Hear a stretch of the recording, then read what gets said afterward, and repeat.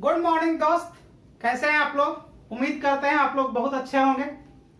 आज का सेशन जो एसएससी रेलवे के लिए बहुत ही महत्वपूर्ण है और 100 में से 90 लड़के ऐसे क्वेश्चन नहीं बना के आते हैं। 100 में से 90 से 95% क्वेश्चन नहीं बना करके आते हैं और जो बना लेते हैं उनका ही रिजल्ट है। ठीक है, तो हम लोगों ने एक चीज पढ़ा है, ये मेथड हालांकि गलत है लेकिन गलत है तो है ना। यहां पे एक चीज पढ़े हैं, यहां है सम ऑफ टू नंबर, है ना। सम ऑफ टू नंबर बराबर HCF of A plus HCF of B, ये होता है फॉर्मूला के रूप में होता है, जो कि गलत, कहीं कहीं कुछ लोग गलत भी साबित किए हैं, कुछ लोग सही भी साबित किए हैं, है ना। तो मैं सही और गलत की कंट्रोवर्सी में नहीं जाऊंगा, जिससे हमको क्वेश्चन डील हो जाए सही सही उसके बारे में बात करेंगे। ठीक है, तो हमारा जैसे हम लोग इसके पहले पढ़े थे कि product of two number, product of two number बराबर LCM गुना HCF, यही पढ़े थे ना। तो हम तो यहां फॉर्मूला साबित करने आए नहीं है कि कौन गलत बोल रहा है कौन सही बोल रहा है। जो जिस चीज से हमारा क्वेश्चन आसानी तरीके से सोल्व हो जाए और वो क्वेश्चन सही तरीके से सोल्व हो जाए वही हमारे लिए क्या है, सही है, चाहे वह गलत हो या फिर सही हो। एग्जाम्पल के लिए एक तौर, जैसे हम लोग सूर्य का प्रकाश का वेग जो है हम लोगों को पता है कि 3 लाख किलोमीटर पर सेकंड की रफ्तार से चलता है ना। अब एक है पॉजिट्रॉन का और या किसी कण का खोज हुआ है जो सूर्य के प्रकाश से भी तेज चलता है ना। हालांकि अभी उसके बारे में पूरा नहीं बताया गया है, सिर्फ उस पर रिसर्च चल रहा है। यदि वो ऐसा सही हो जाता है तो फिजिक्स का बहुत सारा सिद्धांत 90% सिद्धांत खत्म हो जाएगा, है ना, नया सिद्धांत बन जाएगा। तो इतना बड़ा सिद्धांत को एस्टैब्लिश करने में थोड़ा टाइम लगेगा, है ना। तो टाइम लगेगा तो देखा जाएगा, रिसर्चर वो समझेंगे, जिनका जो फील्ड है वो समझेंगे, हम जहां फील्ड पे बात कर रहे हैं उसके बारे में बात करेंगे। अब यह क्या है कि सम ऑफ टू नंबर बराबर HCF A plus HCF of B। अब इसको क्या करेंगे, ये फॉर्मूला होता है, इसमें गलत होने की संभावना बिल्कुल नहीं है। ठीक, अब यहां देखिए क्या करेंगे, यहां हो गया सम ऑफ टू नंबर बराबर HCF दोनों में कॉमन है तो हम लिख सकते हैं ना HCF और A और प्लस क्या B लिख सकते हैं। HCF ऑफ A हो जाएगा, HCF ऑफ B हो जाएगा, इसमें तो कोई कंफ्यूजन नहीं ना है। अब क्या करेंगे कि अगर A प्लस B ये वाला सिर्फ लिखे हैं और ये इधर आ जाएगा, यानी कि सम ऑफ टू नंबर बटा HCF। इसी थ्योरी पे हम बात करेंगे और इसी पे क्वेश्चन पूछा है और पूछा है। ठीक है ना। सम ऑफ टू नंबर मतलब दो संख्याओं का जोड़ दिया रहेगा कि दो संख्याओं का योगफल इतना है, HCF दिया रहेगा और ये दो संख्याओं मतलब A प्लस B दो संख्या का योग, है ना, ज्ञात करना होगा। तो कैसे ज्ञात करना होगा, कैसे आएगा क्वेश्चन, हम इसको क्वेश्चन के माध्यम से समझेंगे कि कैसा क्वेश्चन आया है। अगला देखिए क्वेश्चन उसी टाइप का पूछा गया। कब पूछा है, कह रहा कि दो संख्याओं का योगफल कितना है 749। देखिए यहां योगफल दे रखा है 749 और उसका HCF दे रखा है कितना 107। कह रहा कि कितना जोड़ा संभव है है ना। तो हम लोगों ने अभी क्या पढ़ा कि a प्लस बी, यही है ना जोड़ा, a प्लस बी बराबर सम ऑफ टू नंबर बटा HCF। Sum of two number मतलब दो संख्याओं का योगफल। यहां a प्लस बी बराबर कितना हो जाएगा 749 और बटा HCF कितना है दे रखा है 107। काट देंगे 7 मरतबे कट जाएगा, यानी कि a प्लस बी का वैल्यू कितना हो जाएगा 7 हो जाएगा। ठीक है। अब जहां पे a और b जो है, यहां पे एक चीज और हम लिखना भूल गए थे, a एंड b जो है प्राइम नंबर है।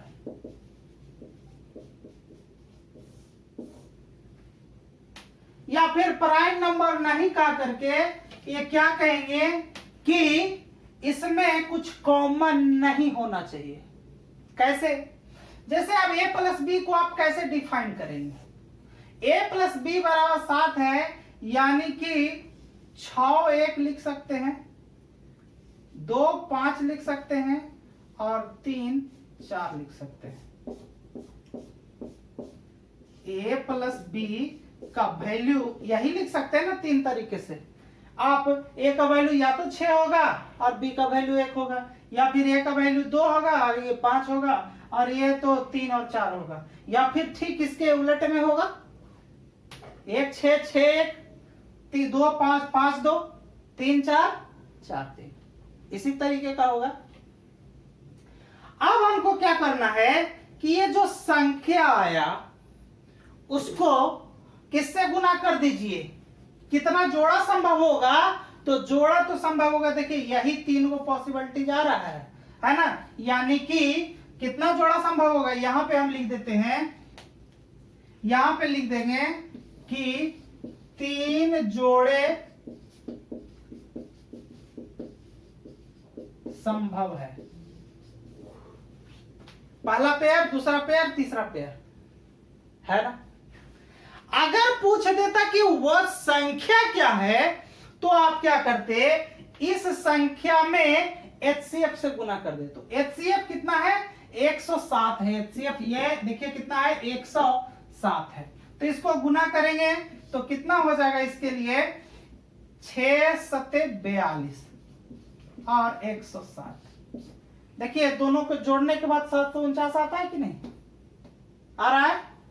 ठीक उसी तरीके से इसके लिए क्या लिखेंगे, 107 से गुना करेंगे तो कितना हो जाएगा 214 और कितना हो जाएगा 5 से 535। देखिए जोड़ेंगे तो इतना ही आ जाएगा। ठीक इसको भी ऐसे करेंगे तो कितना हो जाएगा, 3 से करेंगे तो 321 और 4 से करेंगे तो 428, है ना। यही संख्या। तो मेरा कहने का मतलब है वहां अगर जो जोड़ा पूछ ले तो जोड़ा तो 3 जोड़ा संभव है, अगर संख्या पूछ ले तो इस तरीके का। ठीक है। तो ध्यान में रखिएगा कि संख्या नहीं पूछेगा, 100% नहीं पूछेगा। क्यों नहीं पूछेगा? क्योंकि वहां जैसे ही ऑप्शन देखेगा लोग जोड़ करके बता देगा, ये ट्रिक की आवश्यकता ही नहीं पड़ेगी। तो मेन ट्रिक यही है, वहां क्या पूछेगा आपको, जोड़ा ही पूछेगा। ठीक है। तो अगला इसी पर एक एग्जांपल और देखते हैं। अगला क्वेश्चन देखिए क्या लिखा है कि दो संख्याओं का योगफल 738 है ना, 738 है और उसका HCF कितना है 123 है। तो कहा कि संख्या के कितने जोड़े संभव है, संभव है ना। तो हम क्या यहां पे लिख देते हैं कि HCF बराबर 123 और योगफल बराबर कितना 738, है ना।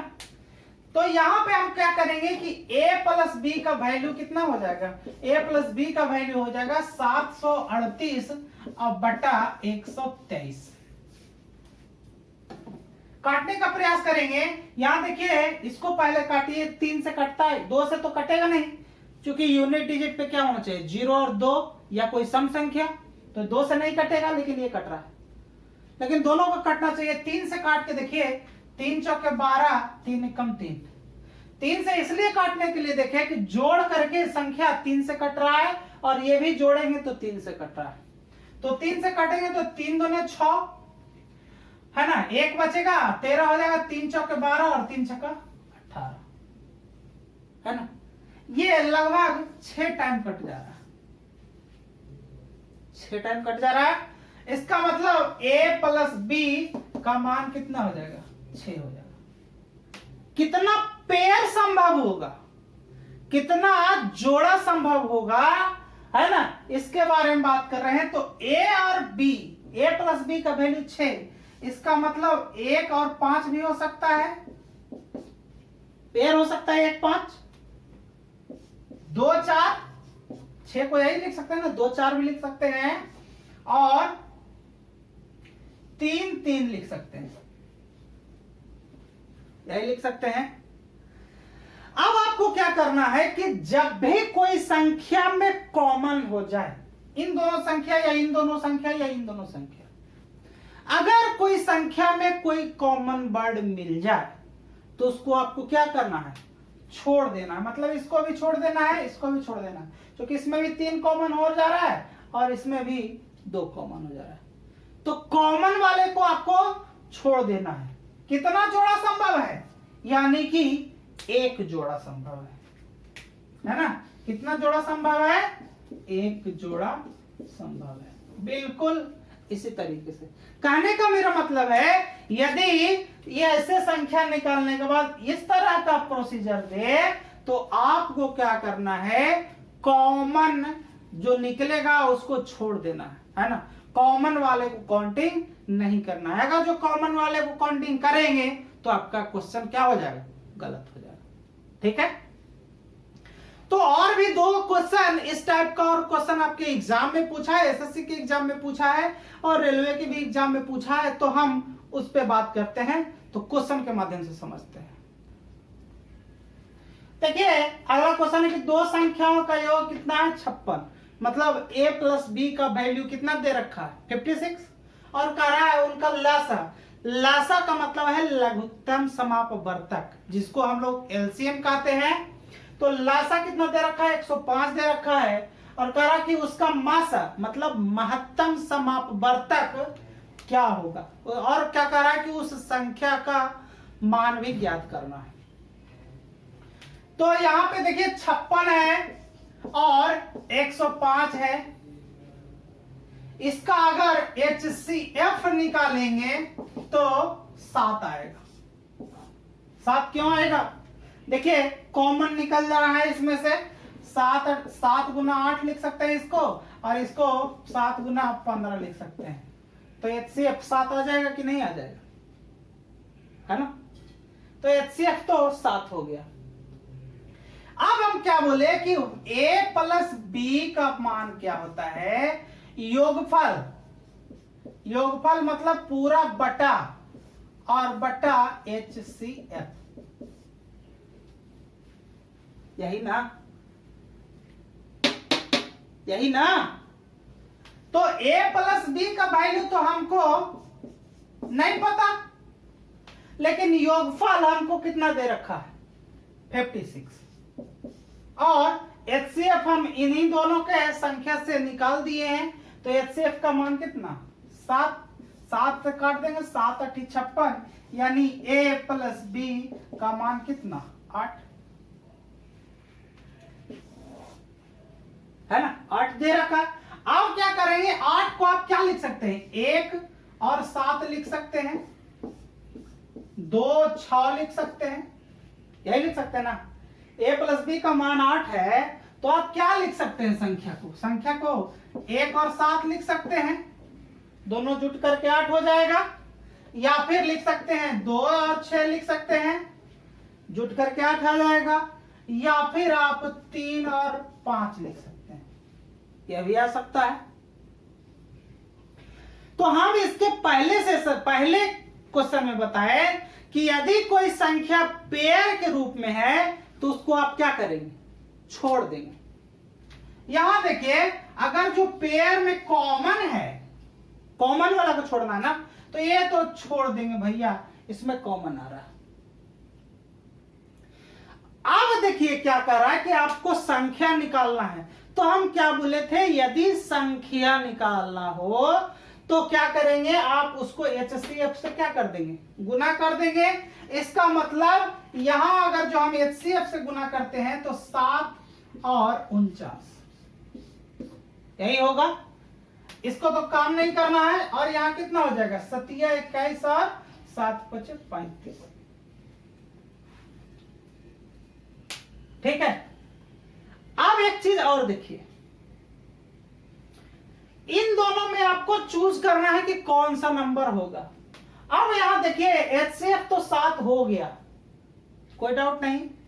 योगफल भी 56 हो गया, कोई डाउट नहीं।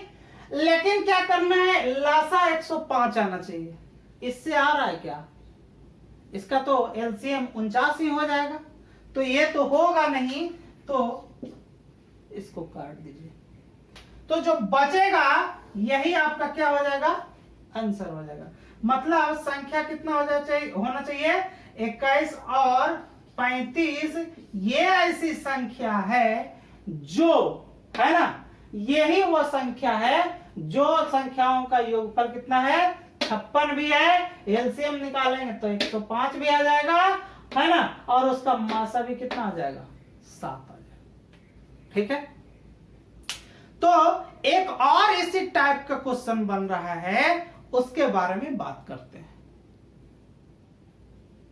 अगला क्वेश्चन है, कहा कि 29 से 2 बड़ी, 29 से 2 बड़ी 2 संख्या, 29 से बड़ा 2 संख्या, 29 से बड़ी, ऐसे करें, 29 से बड़ी 2 संख्याओं का मासा कितना है, 29 है। कह रहा है 29 से बड़ा है और मासा भी कितना है, 29 है। तो यहां पे हम लिख सकते हैं HCF बराबर कितना, ठीक है।